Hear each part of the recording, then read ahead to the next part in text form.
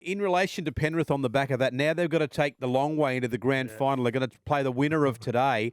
What do we now think, boys, of Penrith, Gordy? Are you still got them up there with Melbourne? Well, yeah, absolutely. They finished 1 and 2 for a reason, but the grand final winner now will be saying that it's either Melbourne or Penrith. No, they're isn't done. it? I mean, they're done. Penrith. Penrith's done? Yeah, they're done, mate. Look. They Why played is that, tired. Paul? They played tired last night, Gordon. So look, you go through the weekend, right? Yep. Melbourne put an absolute score on Manly. Melbourne rested a lot of players in the lead up. Manly didn't, and Melbourne played freshly. Then you got last night. You got yesterday where. Obviously, Gold Coast had a crack. They'd had a few players rest up as well. They had a crack. They nearly pulled it off. And then you got last night's game. And Penrith have had the best attack all season and the best, well, not the best attack. Melbourne have had the best attack, but had the most entertaining and the most flamboyant attack all season. They have a lot of men in motion. They have a lot of energy around their attack, and they defend well. Last night, they still defended well, but there was just no energy in their attack. They didn't have a lot of bodies in motion like they normally do. They're normally a side, they're a little bit like a kids under 6 soccer team where everyone just follows the ball. It's just a group. But what they do around that ball is they have so many options. But last night it wasn't there. And I think that you look back, Wayne rested 10 players who played last night from the last round of the competition. Ivan didn't. So they were fatigued. I think Des on Friday night, he actually tried, I think he gambled on trying to beat Melbourne, come in so they get the week off, win the game and get the week off with the preliminary final. He wanted to maintain his momentum. Bellamy went the other way. Rested his players. They came out fresh and it benefited them. And I think last night, Penrith, I think there was evidence that there was a little bit of fatigue in their attack.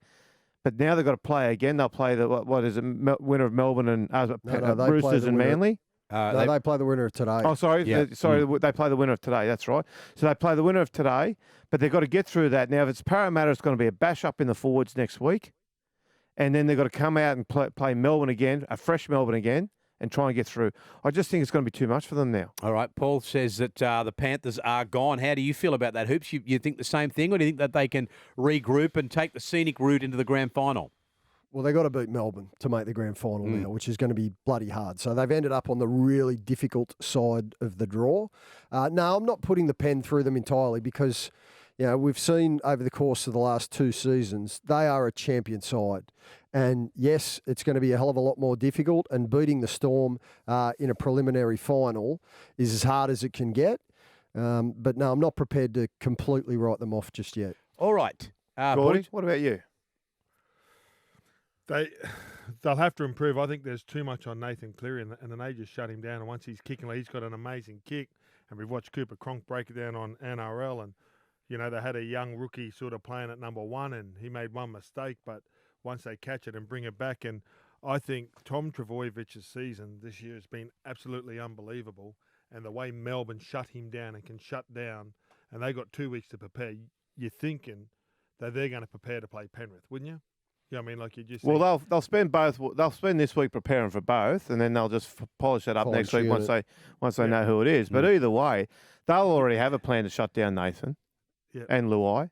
Well, and they did it last year in the grand final. Yeah, we saw it and did it very well. And they'll have a plan there, which I'll just add to, and they'll have a plan for Parramatta or Newcastle, depending if they come through. I think Melbourne at $2.10 are still great value. Yeah. Well, Paul, do you know they say it's 2 competitions? Watching Friday night and the way Melbourne went about their business, I was worried for the final series. And then last night there were 2 crackers. And I reckon the players sit there and watch and go, "That's the level we got to get to." And then last night's game were unbelievable. And then Melbourne sit there and can they go to another level? Yeah, I agree, Gordy. I think Melbourne are a side that are there's still upside in the way they played. They were magnificent, but there's still upside. And Penrith, they showed fatigue. They worked hard defensively. They did a great job defensively, but there was just no energy left in their attack.